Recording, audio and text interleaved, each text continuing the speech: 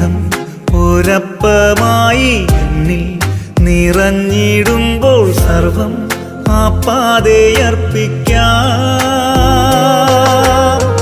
ദിവ്യ സൗഭാഗ്യം അങ്ങെന്റെ സ്വന്തം, ദിവ്യ സൗഭാഗ്യം അങ്ങെന്റെ സ്വന്തം.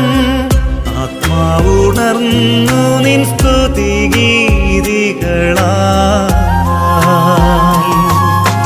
മഴയായി പൊഴിയൂ മനസ്സിൻ പൂവിൽ, സ്നേഹക്കുളിരായി നിറയൂ ഇന്നെൻ ഹൃത്തിൽ.